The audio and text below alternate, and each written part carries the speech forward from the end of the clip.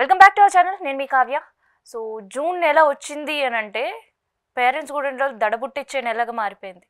కేవలం పేరెంట్స్ ఇక్కడ రూరల్లోనే ఉండేవాళ్ళు, అర్బన్ వాళ్ళు అనేది కాకుండా పిల్లల బడిగంట మోగింది అని అంటే పేరెంట్స్కి టెన్షన్ డే స్టార్ట్ అయ్యే పరిస్థితులకు వచ్చింది. అసలు ఎందుకు ఫీ రెగ్యులేటర్ కమిటీస్ వేసి లేదంటే చట్టాలుండి ఎన్నోసార్లు కమిటీస్ ప్రభుత్వాల దగ్గరికి వెళ్ళినా ప్రభుత్వాలు మారుతున్నాయి తప్ప కమిటీలో మాత్రం ఎటువంటి మార్పు లేదు. కానీ ప్రతి ఏడాది పేరెంట్స్కి ఉండే టెన్షన్లో మాత్రం పెరుగుతూనే ఉంది. సో ఇక ప్రజెంట్ మనతోటి పేరెంట్స్ అసోసియేషన్ వెంకట్ గారు ఉన్నారు, ఒకసారి మాట్లాడదాం. సార్ నమస్తే. నమస్తే అండి. సరే అండి, ప్రతిసారి జూన్ వచ్చింది అని అంటే పేరెంట్స్కి ఇది ఒక టెన్షన్ మంత్గా చెప్పొచ్చా?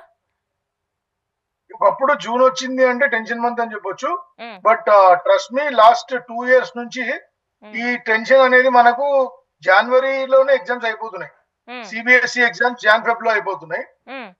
మార్చ్ ఏప్రిల్ ఫస్ట్ వీక్ లో మీకు next year first semester start అయిపోతుంది, ఫస్ట్ టర్మ్ స్టార్ట్ అయిపోతుంది. సో బుక్స్ అమ్మడం అన్ని ఒకప్పుడు జూన్ అంటేనే గుండె గుబేలు అంటుండే, ఎందుకంటే మనకు అటు payments, school fee, books, uniforms. So ఇప్పుడు ఏం చేశారంటే చాలా పకడ్బందీగా జనవరి ఫిబ్రవరిలో మ్యాక్స్ ఫిబ్రవరి ఎండింగ్ లో almost up to 8th class దాకా ఎగ్జామ్స్ అయిపోతాయి. 9th దాకా అయిపోతాయి. 10th ఒకటి స్టేట్ గా ఏమంటారు స్పెషల్ గా బోర్డ్ కండక్ట్ చేస్తుంది కాబట్టి అది కొంచెం డిలే అవుతుంది. But otherwise the CBSE, ICSE schools have adapted new completely కొత్త స్ట్రక్చర్. సో దట్ ఏప్రిల్ వరకు almost first term fee, books, uniform, bags అన్ని అమ్మేసి ప్రాఫిట్ బుక్ చేసుకుంటారు. అసలు జూన్ కొంచెం తగ్గిందనే చెప్పాలి. బట్ హౌఎవర్ స్కూల్ ఫీజు అనేది కమిటీలు వేసినా ఏం చేసినా కాలయాపన తప్ప దాన్ని ఎవరు చేయగలిగింది ఏం లేదు. ఎందుకంటే దాదాపు ఒక దశాబ్ద కాలం పైచిలుకు, ఒక పుష్కర కాలం పైచిలుకు నేను ఈ ఉద్యమంతో అసోసియేట్ అయి ఉన్నా. నా గడ్డం నల్లగున్న కొంచెం ఇప్పుడు తెల్లగడ్డం వచ్చేదాకా ఇదే ఉద్యమంలో ముందుకు కొనసాగినా గానీ రెండు ప్రభుత్వాలను చూసినా, ఒక ప్రభుత్వం టర్మ్ చూసినా, ఒక ప్రభుత్వాన్ని 2 సంవత్సరాల దగ్గరే చూస్తున్నాం. కొత్త ప్రభుత్వంలో ఉన్న కనీసము మేము కొంచెం హైకోర్టుకి వెళ్ళి అక్కడ నుంచి సుప్రీం కోర్టుకి వెళ్ళి ఒక కేసులో మేము సుప్రీం కోర్టు దాకా వెళ్ళి, అంటే మీకు ముందుగా తెలియాల్సింది HSP, Hyderabad school parents association అనేది దాదాపు 2007 నుంచి ఒక సుదీర్ఘ పోరాటం చేసిన ఏకైక సంస్థ భారతదేశంలో విద్యారంగం అది. ఎందుకంటే దాదాపు ఎవరికైనా దీని మీద ఎటువంటి అభిప్రాయం ఉండదు, తల్లిదండ్రులకు కానీ, ఇటు రాజకీయ నాయకులకు కానీ, ఇటు అంటే ఎవరైతే sufferers, the sufferers themselves don't show any interest. ఎవరైతే సఫర్ అవుతున్నారో అదేంటంటే కర్ణుని ద్రోణాచార్యుని తొడ మీద వండబెట్టుకుంటారు కదా, ఆయన క్షత్రియుడు అని చెప్పిస్తారు, ఆ టైప్ అనమాట. తేలుగుట్టినా ఎంత నొప్పి అయినా భరిస్తారు తల్లిదండ్రులు. దీని గురించి బాహాటంగా మాట్లాడడానికి కొంచెం సంకోచిస్తారు, ఎందుకంటే ఇది ప్రెస్టీజ్ అయిపోయింది. ఎడ్యుకేషన్ అనేది పిల్లలది ఒక ప్రెస్టీజ్. నాకు ఇంత జీతం వస్తుంది, ఇంత ఫీజు కట్టాలి అనేది ఒక స్థాయి అయితే. సార్ సగటున ఒక పేరెంట్స్ అంటే వాళ్ళ ఫ్యామిలీలో ఒక ఫాదర్ మాత్రమే వర్కింగ్ ఉంటే పర్ ఇయర్ ఆయన శాలరీ నుంచి ఎంత పర్సెంటేజ్ ఆఫ్ పిల్లల ఎడ్యుకేషన్స్ కి స్పెండ్ చేయాల్సిన పరిస్థితి? ఇద్దరు పిల్లలు ఉంటే దాదాపుగా 60%. శాలరీస్ అగైన్ డిఫర్స్ అండి. ఈ రోజు మధ్యతరగతి మహాభారతం, మధ్యతరగతి బతుకుల్లో మనం చూసుకున్నట్టయితే దాదాపు ఫాదర్ ఒక్కరు సంపాదిస్తే మీకు ఒక బేర్ మినిమం నెలకు, ఈ రోజు నెలకు 1200 తక్కువ అనిపిస్తుంది మనకు. నార్మల్ గా 1200 to 2000 లోపడుతుంది అనుకోండి, it's like 24,000. But when books, uniform, transport అన్ని కలిపితే, ఇతరాత్ర ఎక్స్ట్రా కరిక్యులర్ ఫీజు కలిపితే దాదాపు సగటున ఒక మధ్యతరగతి వ్యక్తి ఒక 25-30 వేలు సంపాదిస్తే, ఇద్దరు పిల్లలకు అంటే నెలకు సంపాదిస్తే ఇద్దరు పిల్లలకు దాదాపు 30 to 35% to 40% ఇంక్లూడింగ్ ఆల్ ఆయన ఎడ్యుకేషన్ ఖర్చు పెట్టాలి. బ్యాలెన్స్ సేవింగ్స్ ఉండాలి, ఇల్లు నడవాలి, రెంట్, కరెంట్ బిల్లు, మెయింటెనెన్స్. అది కాకుండా ఎడ్యుకేషన్, మన హెల్త్ కూడా మనం జాగ్రత్త పడాలి. సో దాదాపు ఎడ్యుకేషన్ ఒక 1.5 lakh అబోవ్ ఫీజు ఉంది అనుకోండి, ఇద్దరు పిల్లలు అనుకోండి, దాదాపు that contributes more than 40 to 60% of total salary. ఒకరు వర్క్ చేస్తే, ఇద్దరు వర్క్ చేస్తే ఏమైందంటే, ఇక్కడ కూడా ఇద్దరు వర్క్ చేస్తే ఒక లాంటి వార్తలు అనమాట. మనం ఇద్దరం కలిసి పని చేస్తున్నాం కదా, మన ఇద్దరు కలిపి 1,00,000 రూపాయలు జీతం వస్తుంది, మంచి ఫీజు, మంచి స్కూల్ వేద్దాం డిస్కషన్ వచ్చి, మంచి స్కూల్ కి నిర్వచనం ఏం లేదండి. మంచి స్కూల్ కి నిర్వచనం ఎక్కువ పిల్లలని టిప్ టాప్ గా తయారు చేసి పంపించడం తప్ప వాస్తవానికి ఇవాళ రేపు ఎడ్యుకేషన్ లో క్వాలిటీ ఉందా, ఏమైనా సారం ఉందా అంటే సారం ఏం లేదు, సారం శూన్యం. సో ఎవరు ఎక్కడ ఏ స్కూల్లో జాయిన్ చేసినా మినిమం 60% ఆఫ్ వాళ్ళ ఇయర్లీ నుంచి పే చేయాల్సిందే. ఆబ్వియస్లీ 100%. సార్ మరి ఇప్పుడు ఈ సీజన్ మనం ఒకసారి ఫార్మర్స్ ని గుర్తుకు తెచ్చుకుందాము. ఒకవైపు వర్షాకాలం, వాళ్ళు విత్తనాలు వేసుకునే సమయం, ఇంకోవైపు వాళ్ళకు పిల్లలు ఉంటే వాళ్ళు స్కూల్కి వెళ్ళే సమయం. అసలు ఏంటి ఫార్మర్స్ సిచ్యువేషన్స్ ఎట్లా ఉంటాయి? ఎందుకంటే మనం పల్లెల్లో కూడా ఇప్పటికే ఇంటర్నేషనల్ స్కూల్స్, కార్పొరేట్ స్కూల్స్, ఒక హైఫై స్కూల్స్ అన్ని కూడా తిష్ట వేసిన పరిస్థితి. సో ఫార్మర్ పరిస్థితి ఏంటి సార్? మీరు అసలు ఎవరిని బేరీ చేయలేమండి, ఎవరిని సపరేట్ చేయలేము. మేము జర్నలిస్ట్లను సపరేట్ చేయలేము, ఫార్మర్స్ ని సపరేట్ చేయలేము, కార్పొరేట్ ఎంప్లాయీస్ ని సపరేట్ చేయలేము, రాజకీయ నాయకులను సపరేట్ చేయలేము, పోలీస్ పర్సన్ ని సపరేట్ చేయలేము. ఫార్మర్స్ ఎక్కువ పే చేస్తారు. మీరు సర్ప్రైజ్.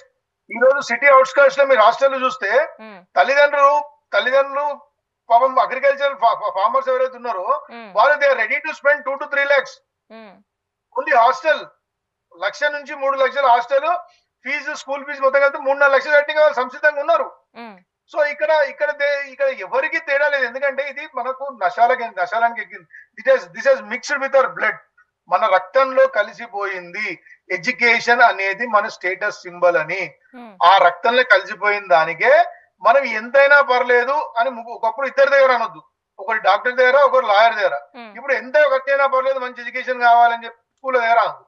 అంటే ఏమైతుందంటే ఒక 10 సంవత్సరాల కింద ఒక చిన్న స్కూల్ ఈ రోజు కార్పొరేట్ స్కూల్ అయిపోయింది. 10 సంవత్సరాల కింద బతుకు చెట్టుగా బండి నడిపేందుకు పెట్టిన స్కూల్ ఈ రోజు మర్సిడీస్ బెంజ్ నడిపించే స్థాయికి తీసుకెళ్లింది. ఒక 15 ఏళ్ల కింద మేము కొట్లాడిన స్కూల్స్ లో ఫీజు దాదాపు 1,70,000 2 లక్షలు ఉండే. ఈ రోజు అవే స్కూల్ ఫీజులు 4.5 లక్షలు 5 లక్షలు అయింది. సో ఇక్కడ కూడా మీకు ఎట్లుంటది అంటే బేసికలీ మీరు దీనికి కూడా ఒక రీజన్ ఉంటుందండి. We are addicted through advertisements. మనని ఏదైనా ఒక సిచ్యువేషన్ చూసుకున్నట్టయితే మనని చాలా ది వాంటర్స్ ఈ గ్రాబర్స్ ఏం చేస్తారంటే they grab our attention through some of the other mechanism. ఇప్పుడు 1985 మీరు 82 to 85 నుంచి మూవీస్ లో చూస్తే there is a clear distinction that ఒక మంచి బుట్టబొమ్మ లాంటి అమ్మాయి స్కూల్ కి వెళ్తుంది. మన ఏమంటారు అప్పట్లో ఫియడ్ పద్మిని కార్ లో వెళ్తుంది. వైట్ షూస్, వెల్ క్రాఫ్టెడ్, ఒక బ్యాగ్ వేసుకొని వాటర్ బాటిల్ పెట్టుకొని వెళ్తుంది. అదే గవర్నమెంట్ స్కూల్ కి వెళ్ళేటోడు ఇన్షర్ట్ లేకుండా అవుట్ షర్ట్, రబ్బర్ చెప్పులు, ఒక బ్యాగ్ సంచి జర్నలిస్ట్ లా తగిలించుకొని వాడు సైకిల్ మీద పోతాడు, లేకపోతే నడుచుకుంటూ పోతాడు. అంటే ఏ స్థాయికి మనను చాకచక్యంగా దాదాపు 1985 నుంచి ఒక బ్రెయిన్ వాష్ చేసి తీసుకొచ్చి ఎడ్యుకేషన్ ని కంప్లీట్ గా డివైడ్ చేసారు. Private and public education. Public education ఎవరున్నారు ఇవ్వాలా అంటే public education majority of 70% of the students are first time school goers. అంటే మొదటిసారి ఆ జనరేషన్ కి ఎడ్యుకేషన్ లభించే వ్యక్తులు.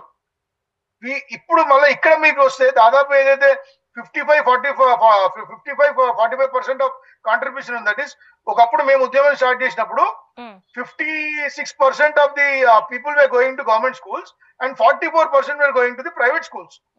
In last 10 years it has drastically changed. 10% is not just a mere number. 10% అంటే మీ దాదాపు 36 లక్షల 10% అంటే ఎంత? 3.5 లక్షలు, 4 లక్షల మంది తల్లిదండ్రులు, పేరెంట్స్, పిల్లలంటే తల్లిదండ్రులే కదా. సో ఇక్కడ ఇంపాక్ట్ అనేది 10% ఎంత ఉంటుందో మీరు చూడాలి. సో ఇక్కడ ప్రైవేట్ ఏమైంది? ఇప్పుడు నేను ఐఎమ్ ఎంప్లాయీ అండి. I join my son in school. My wife has some boutique. So తను get some reasonable. Then we both decide that will go for a school which is decent. Will call it as decent. అంటే ఏంటి? కొంచెం affordability 2 లక్షల దాకా మనం పెట్టగలుగుతాం ఒకటికి, ఇద్దరికి కలిపి 4 లక్షలు. ఇనిషియల్ గా అదే అనుకొని వస్తారు. కానీ అదేమైతుంది రాను ఇప్పుడు ఎల్కేజీలో నేను 1,50,000 పెట్టి జాయిన్ చేసిన. నా తర్వాత స్తోమత ఉంది. బట్ నేను సెకండ్, థర్డ్, ఫోర్త్, ఫిఫ్త్కి వెళ్ళేసరికి అది 3 లక్షలు అయితే నా స్థాయి స్తోమత లేదుగా. నేను అప్పుడు ఏం చేయాలి? నేను వెనక్కి వెళ్ళలేను. ఏదైంది స్కూల్ కావాలంటే మనం ఇంకేమన్నా ఖర్చు తక్కువ చేసుకొని ఏం ఖర్చు తక్కువ చేసుకుంటాం? ఇవాళ రేపు ద్రవ్యోల్బణం ఎట్లుంది? ఏది తక్కువ చేయగలుగుతాం? ఒకప్పుడు 500 రూపాయలు తీసుకోకపోతే సరుకులతో పాటు కూరగాయలు వచ్చాయి. ఇప్పుడు ఒక కూరగాయలకి 500 రూపాయలు నోటు ఎగిరిపోయే పరిస్థితి.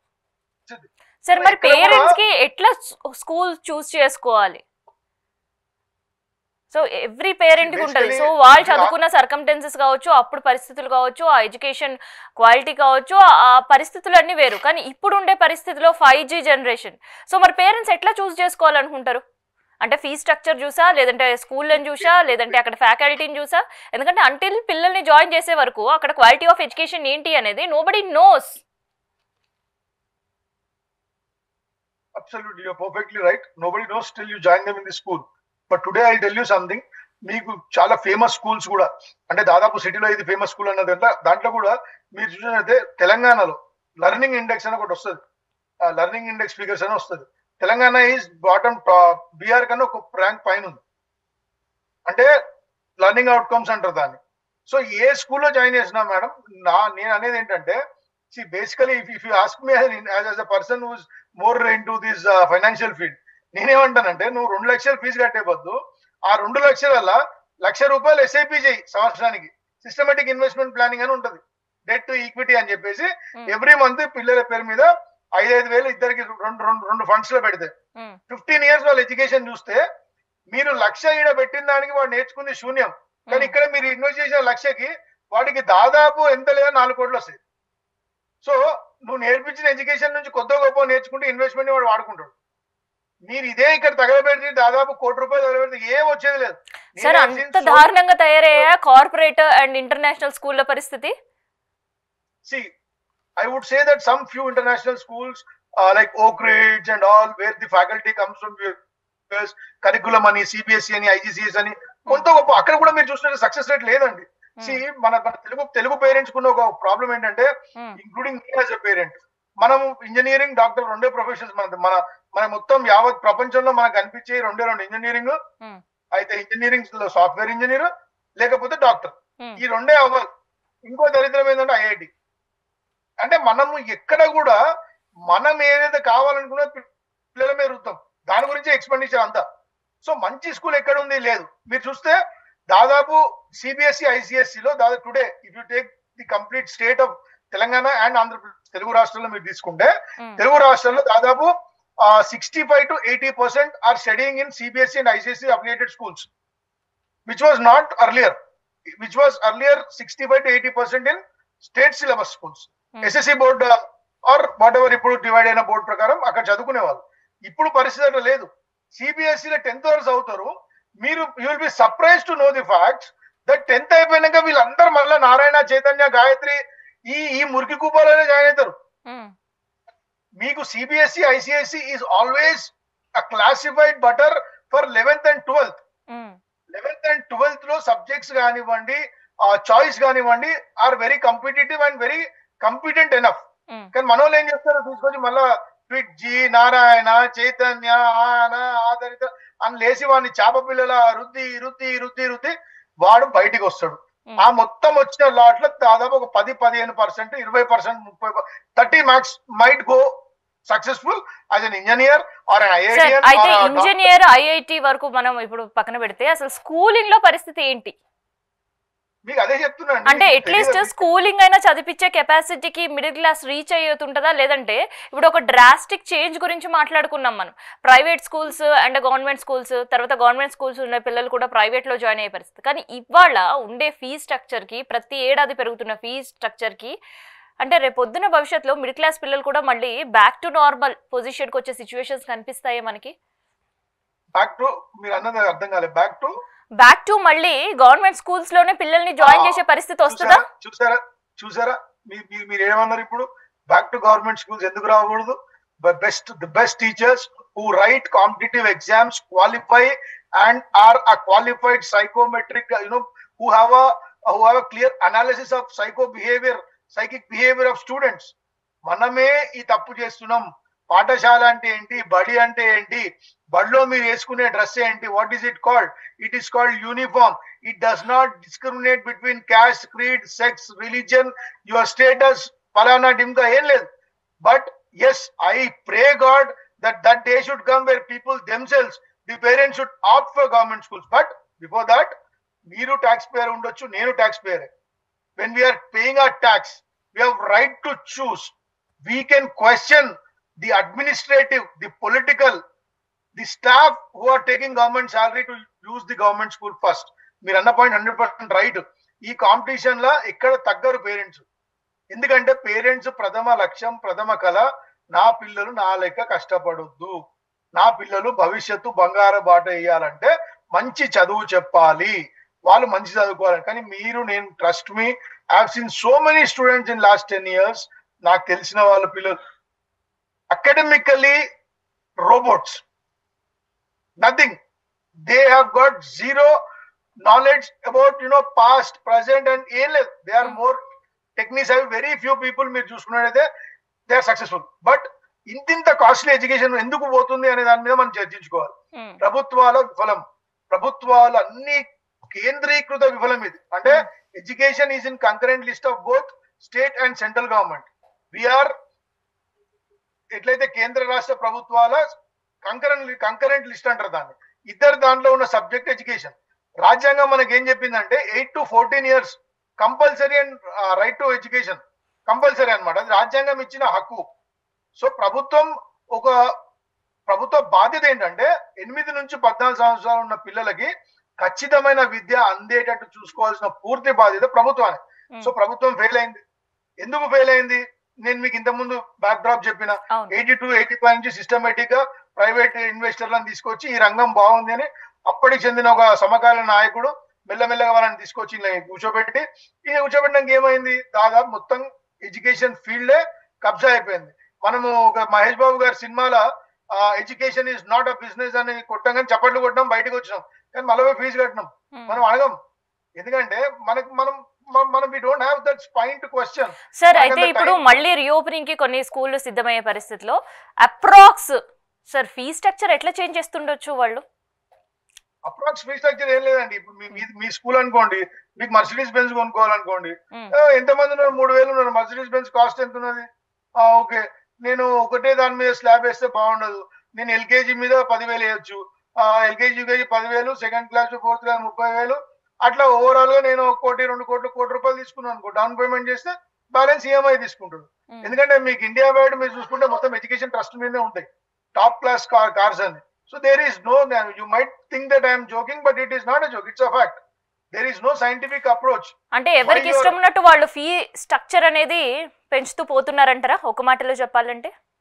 100% ఒక మాట సూటిగా సుత్తి లేకుండా చెప్పాలంటే ఎవరి ఇష్టం ఉన్నట్టు వాడు పెంచుతారు తెలంగాణలో, తెలుగు రాష్ట్రాల్లో.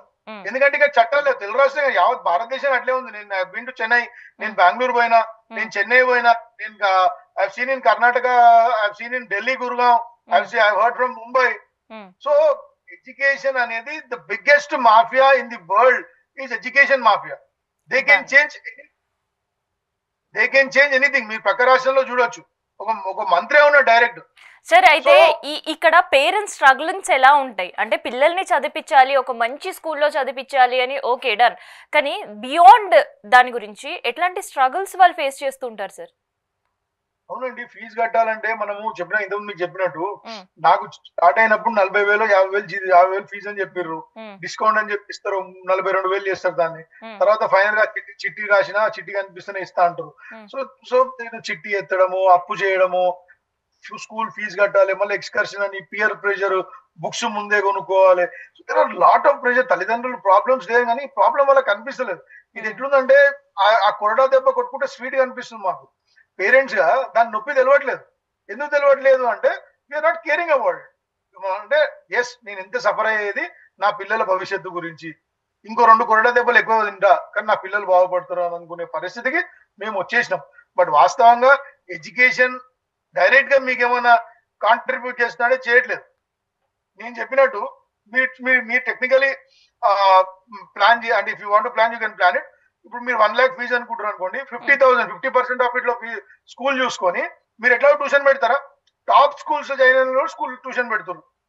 ఇంటికి రాగానే పిల్లలని 6 గంటలకు స్కూల్ ట్యూషన్ పంపిస్తారా, 3 గంటలు ట్యూషన్ పంపిస్తారు. మరి ఎందుకు స్కూల్ పంపిస్తారు?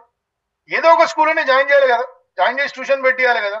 Systematic investment planning. అంటే I'm not advocating for SIP, but నేను చెప్తానా, మీరు డబ్బులు పెడితేనే చదువు వస్తుంది అంటే రాదు. డబ్బులు పెడితే రిటర్న్స్ వస్తాయి, డబ్బులు పెడితే చదువు రాదు. ఇప్పుడు 6th క్లాస్ నుంచి ఐఐటి, 6th క్లాస్ నుండి నాసా ఏందండి? అంటే you have a fair idea 6th class నుంచి ఐఐటి మెడికల్ వాడికి అర్థమైందండి. 6వ తరగతిలో వాడికి స్టెథోస్కోప్ అంటే ఏందో తెలుస్తుందా, వాడికి ఇంజనీరింగ్ అంటే ఏం తెలుస్తుంది, సాఫ్ట్వేర్ ఇంజనీరింగ్ తెలుస్తుందా, వాడు ఎంతసేపటికి పోకెమాన్ సిరీస్ చూసుకుంటే కూర్చుంటుంది తీసుకుపోయి. ఫీజు పుస్తకాలు మీరు మళ్ళీ దానికి సపరేట్ అండి. ఇప్పుడు నార్మల్ 6th ఐఐటి అనుకోండి, వాడికి మళ్ళా దాదాపు 8,000 ఎక్కువ బుక్స్. చైతన్య నారాయణ వాళ్ళ ఓన్ పబ్లికేషన్ అది. సో ఇక్కడ ఇవన్నీ మనం ఈరోజు ఎందుకు డిస్కస్ చేస్తున్నాం అంటే ప్రభుత్వ వైఫల్యం వల్లనే మనం డిస్కస్ చేస్తున్నాం. గత ప్రభుత్వం అన్న కనీసం ఒక స్టెప్ తీసుకుంది. అంటే గత ప్రభుత్వం స్టెప్ ఎందుకు తీసుకుంది, తిరుపతిరావు గారి కమిటీ అంటే, మేము సుప్రీంకోర్టు దాకా ఒక కేసుకి వెళ్తే సుప్రీంకోర్టు జడ్జి అన్నాడు, వీళ్ళు చిన్న కేసుని మీరు చిన్న జియోలో చిన్న మార్పు చేసుకొని వస్తే అయిపోయేదానికి ఆ కేసు వేసిన వాళ్ళ పిల్లలు కూడా ఎడ్యుకేషన్ అయిపోయి ఉంటది, ఇది గవర్నమెంట్ కి ల్యాక్ ఆఫ్ ఇంట్రెస్ట్ అంటే అప్పుడు తిరుపతిరావు కమిటీ చేశారు. Tirupati Rao committee HSPI victory. ఆ కమిటీ వేసినాక ఏం చేశారు, మన అప్పటి టిఆర్ఎస్ ప్రభుత్వం పారిపోయింది. పారిపోతే మళ్ళీ హైకోర్టులో మేము కేసు వేసినాం కోవిడ్ టైంలో. అన్ని బ్యాచ్ ని ఖచ్చితంగా 2021 జూలై లోపల ఒక కమిటీ తీసుకురావాలి, ఫీ రెగ్యులేటర్ కమిటీ అని చెప్పేసి అప్పుడే హైకోర్టు జడ్జి చెప్తే పారిపోయారు. పారిపోతే మళ్ళీ మేము కంటెంప్ట్ ఆఫ్ కోర్ట్ వేసినాం. కంటెంప్ట్ ఆఫ్ కోర్ట్ వేసినాక ఒక వేగ్ డాక్యుమెంట్ సబ్మిట్ చేసినాక గవర్నమెంట్ రాలేదు. సరే ఈ ప్రభుత్వం వచ్చినాక ఏమని చేస్తుందంటే తెలంగాణ ఎడ్యుకేషన్ కమిషన్ అని పెట్టి దాదాపు స్కూళ్ళని భయపెట్టి వసూళ్లు చేసిరా, లేకపోతే స్కూళ్ళని భయపెట్టి ఏం చేసిరో తెలియదు కానీ స్కూళ్ళను భయపెట్టేసి మొత్తం స్కూల్ 100%, 50%, 60%, 70% ఫీజులు పెంచినాయి. రేపు పొద్దున ఈ తెలంగాణ ఎడ్యుకేషన్ కమిషన్ కి అధికారాలు వచ్చేస్తేమో మేము ఇంకా స్కూల్ ఫీజులు పెంచలేమేమో అని చెప్పేసి వీళ్ళు ఇస్తారు రాజ్యాంగ. దాదాపు సికింద్రాబాద్ లో ఒక మిషనరీ స్కూల్ అండి 30,000 నుంచి 60,000 ఫీజు చేసింది కేజీకి, ఎల్కేజీకి.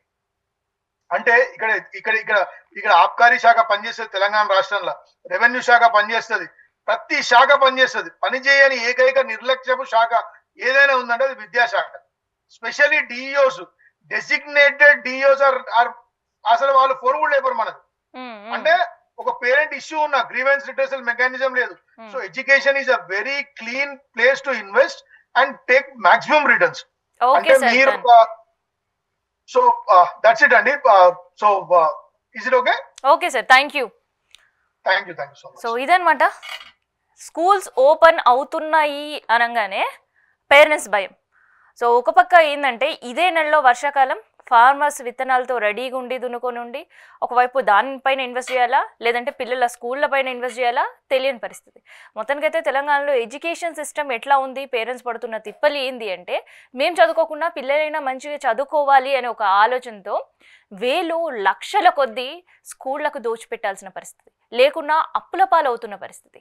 మరి అందుకని ఫీజ్ రెగ్యులేటరీ కమిటీస్ ఎన్నున్నా, చట్టాల కోసం ఎంతమంది పోరాడుతున్నా గత ప్రభుత్వం అయితే ఫెయిల్యూరే. మరి ఇప్పుడు ప్రభుత్వం ఏం చేస్తుంది అనే ప్రశ్నకి ఇప్పటి వరకు సమాధానం లేని పరిస్థితి.